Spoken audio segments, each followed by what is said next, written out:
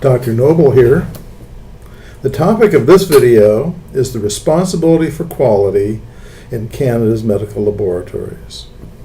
From the beginning of Canada's constitutional arrangements with its provinces, human health in all its manifestations has been a provincial jurisdiction.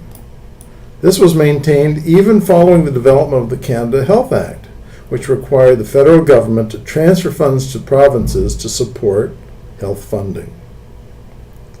This has made standardization of health policy a challenge in Canada because it cannot be federally regulated. Instead, we have relied upon a network of regional or pan-Canadian cooperation.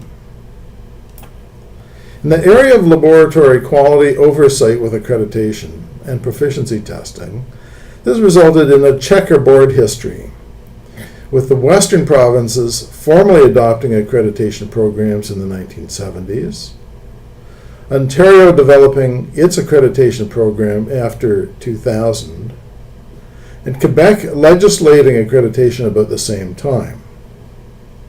Some of the Atlantic provinces are only now starting to experiment with accreditation today. For proficiency testing, all provincial accreditation programs recognize the value of proficiency testing, as do most laboratories, even the provinces that do not require accreditation.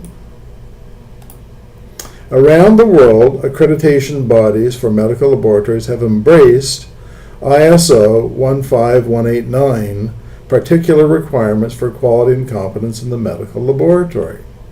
This is the cornerstone standard for medical laboratory quality.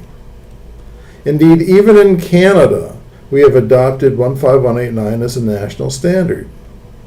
But of course, that means little since, as mentioned before, national standards in health are not binding. That being said, most provinces have incorporated 15189 into their requirements, either in part or in total. Ontario's program has been the North American leader in this regard.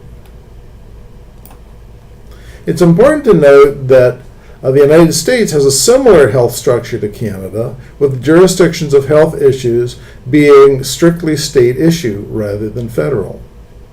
But legislation and practice for medical laboratory quality in the United States differs considerably, and we'll discuss that next.